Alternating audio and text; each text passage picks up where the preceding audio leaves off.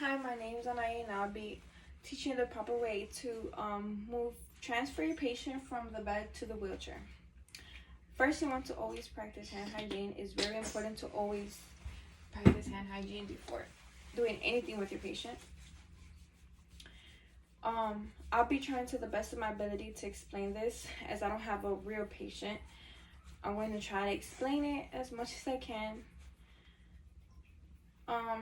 So after you've done your hand hygiene, you want to always give your patient privacy. So you want to cover the curtains or close the door.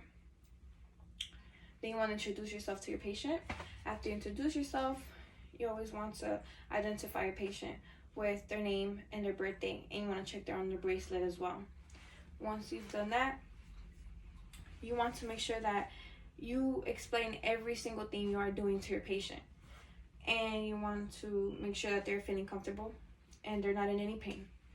So I'll get started. So in this case, I'll be using this as my patient. So you want to lower the bed, and if they have rails, you want to put the rails down. You want to tell your patient that you'll be turning them to the side towards you. So once you tell them that, you want to tell the patient what you'll be doing, and you want to with one arm put it under their shoulders, and you want to put one arm behind their back to provide support, and move them to the side towards you. And then you'll put one arm, I'm not sure if you can see, and then you'll help them on a count of 3 to sit up. So 1, 2, and 3, and then your patient will be sitting up. Once your patient has set up, you want to put the transfer belt. In this case, I can't put the actual belt on my pretend patient, but I did show in the other video how to properly put on the transfer belt. So let's pretend I have put the transfer belt. Once your transfer belt is on, you want to make sure you grasp very tightly on the belt from both sides, but you want to be in front of your patient with a foot back, and you want to provide a very wide space. You want to let know your patient, and at the count of 3, you'll be helping him move up. So when you grasp on the side of the belt, you want to swing your patient. So when you're swinging your patient, on the count of 3, 1, 2, 3, you'll get your patient up, and you want to be aligned very straight with your patient.